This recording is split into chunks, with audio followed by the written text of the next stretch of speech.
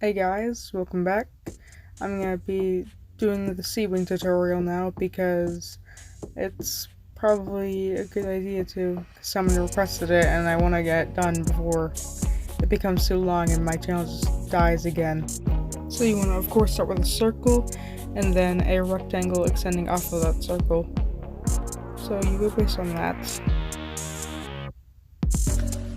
And I like to draw the little barbels that come off of their chins first so I can recognize where they are. And you add the little fins on top of their heads and their horns. The horns should just be a simple triangle. And necks are just squiggly lines. And round curved line and another squiggly. Ears are diamond shaped, so those are pretty easy to draw.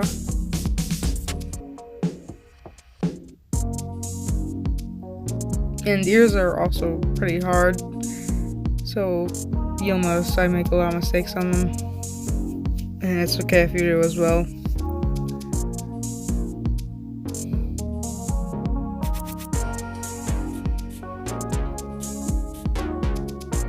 Here I am just adding the fins. They will have some sort of curve to them because they are natural shapes that flow.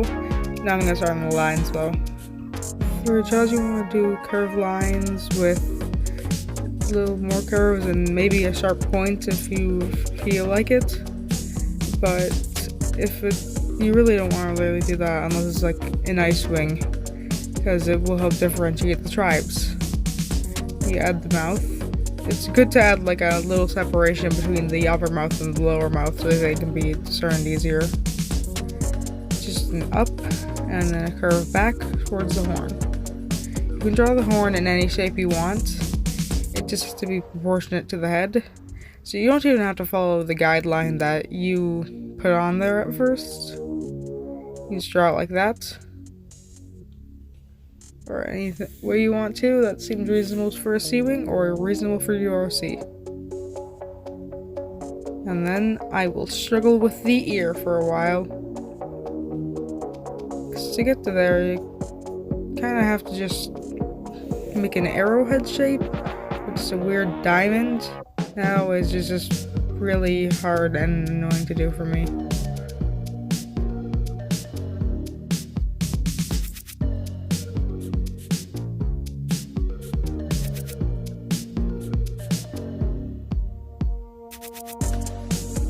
You might want to separate the head and the neck like this.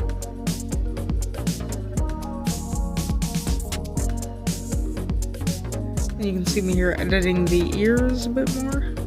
Don't be afraid to go back over what you did previously, because otherwise it's going to be really hard to fix everything that you've done. And it's easier just to erase it and move on and have an already finished piece and realize, I need to fix this. Oh no, it's not going to work out. If you're doing digital, it's good to have different tools you can draw with so you can make it be smaller or larger depending. And on the mouth, I like to add little tapers and cuts on either side alternating. It kind of just adds a little extra character to them.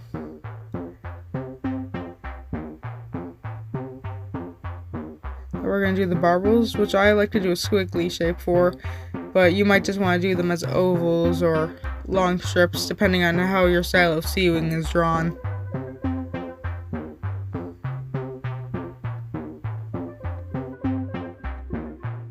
As you can see, I kind of struggle with these.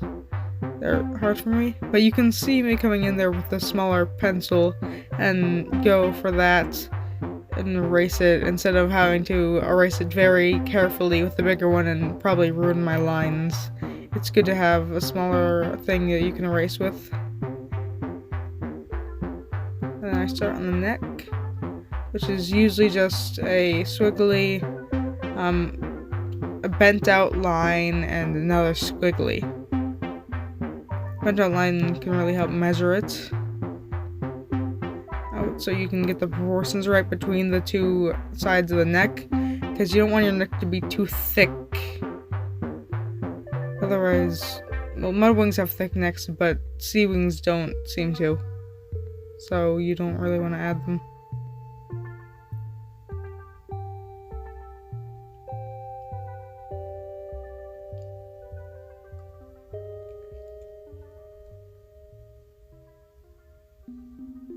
You can see the outward corner. And here is the start of the struggle with the fins. This was the hardest part of the drawing for me, because I'm really not good with the fins. I can do the wings, but fins are kind of hard to understand for me. But it's mostly just webs.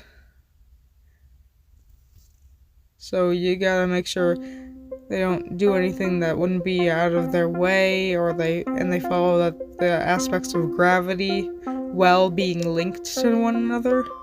So they're kind of awkward to draw, but they work well in the end. You can get them right.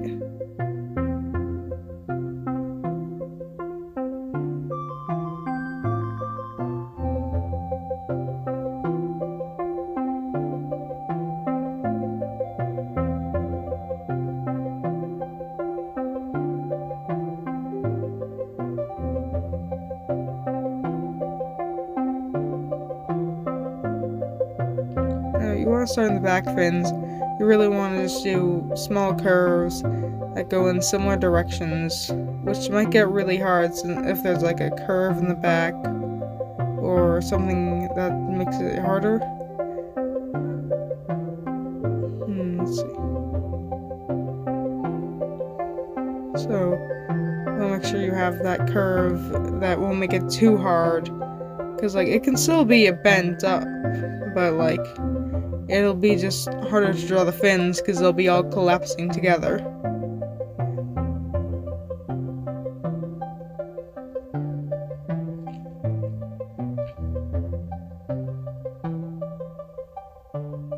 Now you just want to draw a curved line between the two bridges.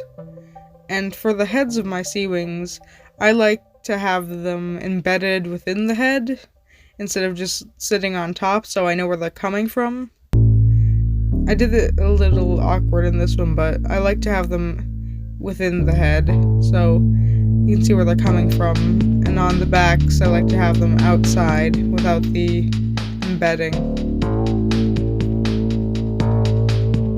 I don't know if you noticed, but there's a big cut here where I made a lot of mistakes on these frills, so I cut that out. There was a lot of it.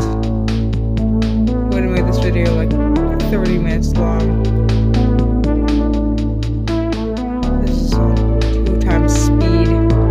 I'm a really slow artist.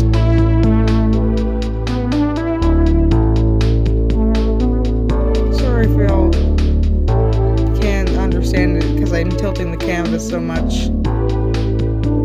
I'll try and learn how to keep the canvas steadier in more videos if you guys don't like it. Tell me in the comments if you have any complaints.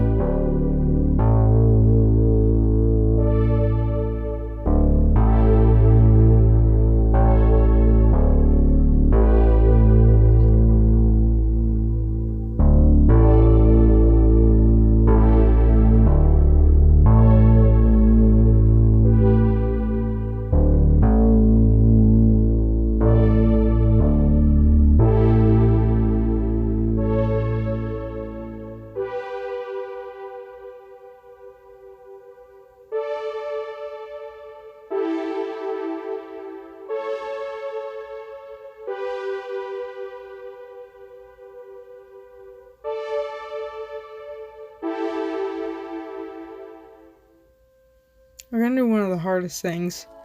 The eyes. Why they're hard? Their eyes.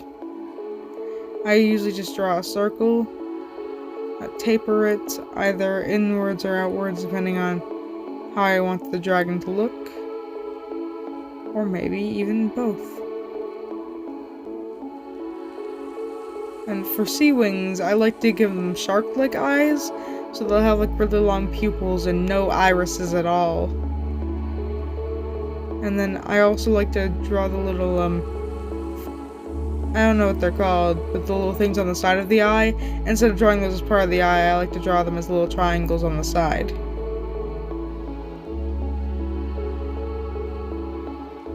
You can adjust the eye to your liking. I use really the nudge tool, because like, otherwise I end up tilting the angle. And now we're just going through the finishing touch-ups.